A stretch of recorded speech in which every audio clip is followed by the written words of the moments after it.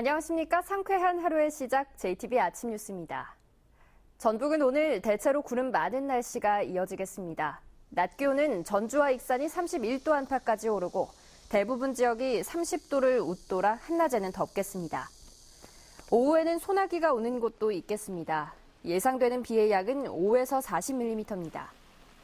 주말인 내일은 가끔 구름이 많겠습니다. 전주기상지청은 다음 주 월요일과 화요일에 비가 내리면서 더위가 주춤할 것으로 내다봤습니다. 퇴직한 고위 공무원들이 다시 도청이나 산하기관으로 재취업하는 경우가 잇따르고 있습니다. 전문가를 뽑으라고 만든 개방형 직위에 퇴직 공무원들이 몰리면서 전문성 후퇴 논란이 일고 있습니다. 김철 기자입니다. 이원택 전 국장이 청와대로 발령이나 한 달 가까이 공석이 된 전라북도 대외협력국장실입니다. 개방형으로 뽑는 대외협력국장에 이강호 전 전라북도 자치행정국장이 임명됐습니다. 하지만 이강호 전 국장은 불과 7개월 전에 명예퇴직을 한 데다 대외협력 분야의 전문가로 보기 애매해 뒷말이 많습니다. 연봉이 최소 6천만 원이라 좋은 직장이지만 경쟁률은 2대 1에 그쳤습니다.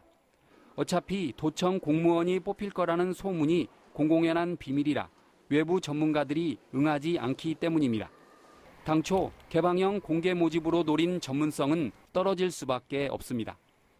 안타깝게도 이 안에서 지금 이미 내정설이 떠돌고 있고 더 전문성을 가지고 있으신 분들이 참여할 수 있게끔 이 공개 모집 문을 더 활짝 열어야 된다고 생각합니다. 퇴직 공무원 임용 절차의 공정성을 살피려고 전라북도에 채용평가표 공개를 의뢰했지만 어렵다는 답변이 돌아왔습니다. 판례에도 공개가 안 되도록 돼 있어요. 공개를 지금까지 한 적도 없고. 도청 국장 출신인 고재찬 전북개발공사 사장과 이성수 전북자동차기술원장도 명예퇴직 후 기관장으로 임명됐습니다. 두 사람의 최소 연봉은 1억 원입니다. 이렇게 공공기관에 재취업한 퇴직 공무원은 전북에서만 지금까지 수십 명에 이릅니다. 지방정부 퇴직 공무원들의 재취업은 전문성 후퇴와 불공정 인사 시비 때문에 낙하산 인사로 비난받는 중앙정부 채용과 크게 다르지 않습니다. JTB 뉴스 김철음입니다. 청탁금지법으로 농축산물 판매가 위축되자 농림부 장관이 5만 원인 선물비 금액 기준을 추석 전에 올리겠다고 밝히면서 농민들의 기대감이 커지고 있습니다. 하지만 국민권익위원회는 여전히 관련법 개정에 부정적입니다. 이승환 기자가 보도합니다. 청탁금지법이 시행된 뒤 처음 맞는 명절이었던 올해 설 대목. 한우 선물 세트는 한 해 전보다 무려 24.4%, 그러니까 4분의 1이나 판매가 줄었습니다. 출하 물량이 줄었는데도 불구하고 한우 가격은 계속 떨어지고 있고 그 사이에 수입 소고기가 30% 이상 신장을 하면서 인삼이나 과일 세트도 법이 허용한 5만 원을 넘는 경우가 많아 타격을 입자 농민들은 올해 추석 전에는 법을 개정해야 한다고 주장해왔습니다. 농민들의 요구에 화답하듯 김영록 농림부 장관은 청탁금지법상 5만 원인 선물비를 추석 전까지는 10만 원으로 상향하겠다고 밝혔습니다. 사실은 법 개정 사항이기 때문에 저희가 지금 당장 할 수 있는 부분이 아니고요. 저희는 시행령 개정을 하는 가액 기준을 조정해야 된다는 이야기를 협의를 하고 있는 거거든요. 하지만 주무부처인 국민권익위는 부정적인 입장을 고수하고 있습니다. 신임 박은정 위원장은 지난달 27일 추석이 다가온다는 이유로 특정 직종의 관점에서 가액을 조정한다면 반부패 정책 기조에도 맞지 않는다고 밝혔습니다. 이 때문에 농민들의 바람대로 추석 안에 기준이 상향될 수 있을지는 미지수입니다. 정부 안에서도 청탁금지법에 대한 입장이 엇갈리고 있지만 추석 명절이 50여일 앞으로 다가온 만큼 법 개정이나 보완을 요구하는 농업계의 목소리는 더욱 높아질 것으로 보입니다. JTB 뉴스 이승환입니다. 문재인 정부가 도시재생에 50조 원을 투입하기로 하면서 구도심 활성화에 대한 기대가 커지고 있습니다. 하지만 지금처럼 시설만 지어놓는 방식은 도시재생의 모델이 되기 어렵습니다. 보도에 정윤성 기자입니다. 익산역 앞 상가에 조성된 예술의 거리. 2012년부터 30억 원이 투입돼 경관을 개선하고 예술인들을 입주시켰습니다. 하지만 부근엔 빈 점포가 넘쳐나고 예술의 거리의 존재감도 뚜렷하지 않습니다. 아직까지도 여기 이제 오시는 분들은 여기에 이런 게 있었냐, 언제부터 있었냐, 4년이 넘었는데. 지난해부터는 예술의 거리를 살린다며 20억 원이나 들여 등록문화재인 삼산의원 건물을 옮겨오기로 해 논란이 되고 있습니다. 우리 익산시의 특성에 맞는 어떤 정체성을 집어넣을 것인가에 대한 명확한 큰 그림이, 그러니까 마스터 플랜이 없는 속에서 이게 진행이 돼 왔고. 남원 예술의 거리 상황도 비슷합니다. 거리의 점포들은 문을 닫았고 인적도 뚝 끊겼습니다. 사람들이 다니기는 이 거리가 예술의 길인지 아닌지를 몰라요, 사람들이. 근본적인 문제는 남원 예술의 거리만의 정체성이 분명하지 않다는 것입니다. 남원에 가니까 이러한 재미난 것들이 있더라라는 어떤 그 정체성을 찾아야 되는데 그거 없이 오로지 지자체 입맛에 맞게 사실상 건물만 지어놓고 사업을 끝낸 결과입니다. 도시재생 사업이 생명력을 가지려면 주민들의 자발적인 참여가 필요하고 주민과 상인들이 주도하는 마을이나 거리 단위에 확실한 경제 거점을 구축하는 것이 중요합니다. 이 마을의 도시재생 사업은 시설 개선과 함께 허브를 재배해서 비누와 차를 만들어 판매하는 수익 사업까지 연결시키고 있습니다. 그래야 지역 주민들이 스스로 마을을 운영해 나갈 수 있다는 것입니다. 사업이 끝난 이후에도 그 주민들이, 수혜를 받은 주민들이 그 지역을, 그 마을을 지속적으로 관리할 수 있어야 공공정책에 효과가 있다고 보거든요. 시사교약판에서는 지자체가 끌고 가는 도시재생 사업이 왜 효과를 내지 못하는지 그 실태와 해법을 살펴봤습니다. JTB 뉴스 정유정입니다. 초기 청자의 가마터로 알려진 진안 도통리 가마터가 호남 최대 규모로 확인됐습니다. 당시 청자의 주소비지였던 개경과 멀리 떨어진 곳에서 대규모 청자 가마터가 발견된 것도 학계에 비상한 관심을 모으고 있습니다. 하원호 기자입니다. 기다란 가마터가 모습을 드러냈습니다.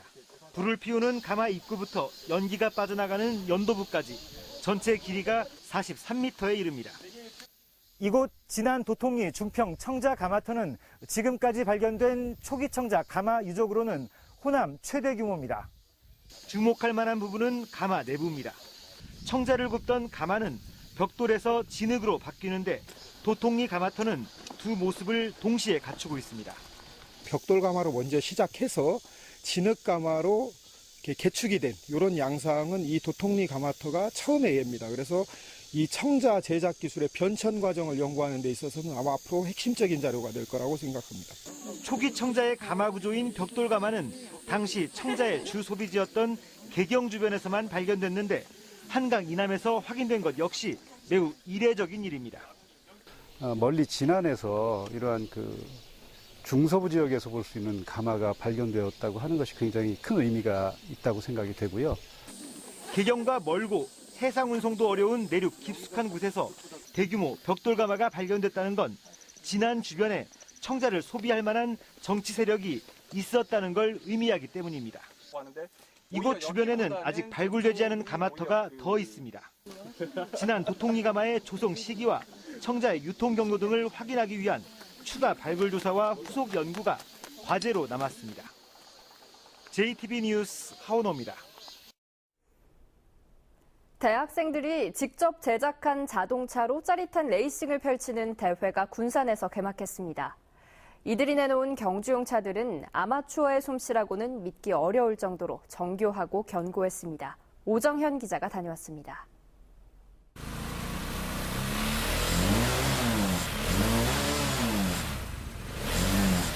거친 후 숨소리 몰아치듯 한껏 그르렁대는 엔진. 언제고 튀어나갈 듯합니다. 부품을 매만지는 손길은 예사가 아닙니다. 작은 몸집에 오토바이용 510cc짜리 엔진을 얹었지만 시속 150km까지는 너끈합니다. 이 모든 게 대학생 아마추어들의 솜씨. 전문가 못지않게 견고하고 정교합니다. 제작 기간만 1년.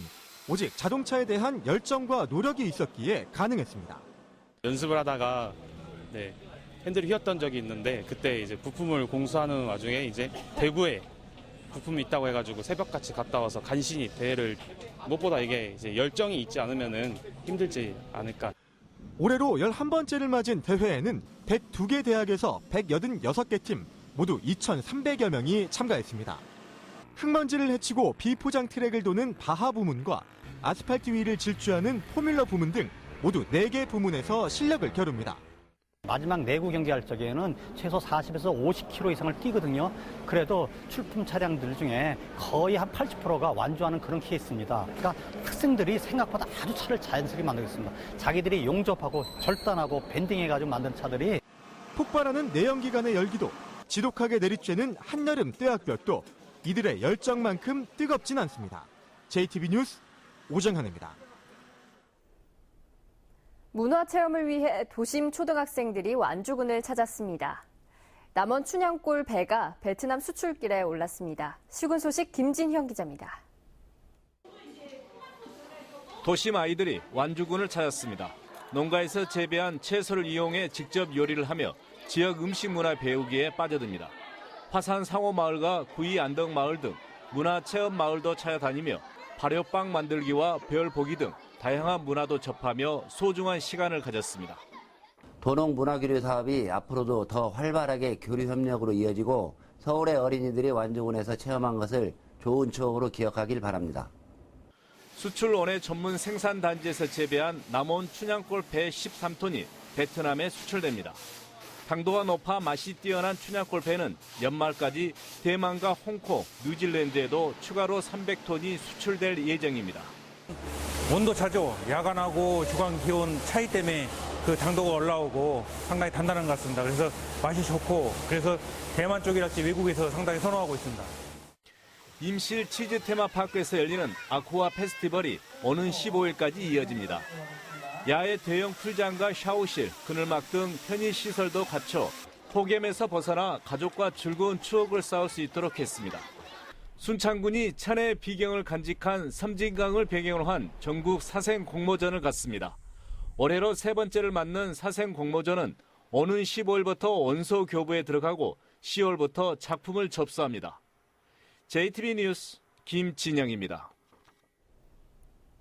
국민의당 당대표 선거 후보 등록이 시작된 어제 안철수 전 대표와 정동영 의원이 후보 등록을 마쳤습니다. 천정배 의원은 등록 마감일인 오늘 후보 등록을 할 예정입니다. 세 후보는 모두 위기의 당을 구하기 위해 최선을 다하기로 해 오는 27일로 예정된 전당대회까지 치열한 승부가 예상됩니다. 다만 호남 출신인 정동영, 천정배 두 후보가 안 후보와 진검 승부를 펼치기 위해 막판에 단일화를 시도할지가 변수로 떠오르고 있습니다.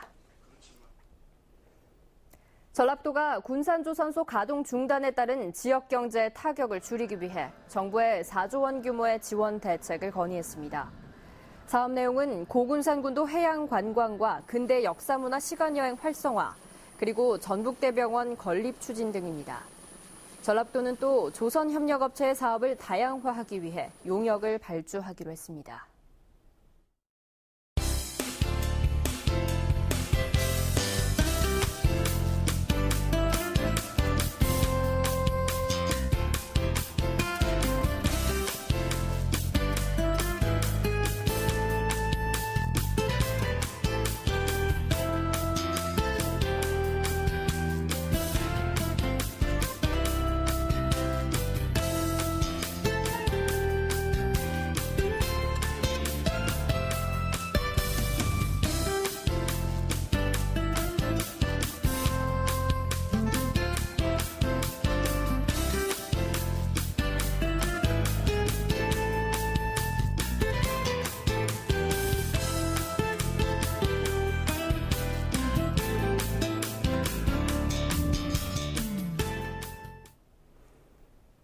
JTB 아침 뉴스를 마칩니다. 함께해 주신 여러분 고맙습니다.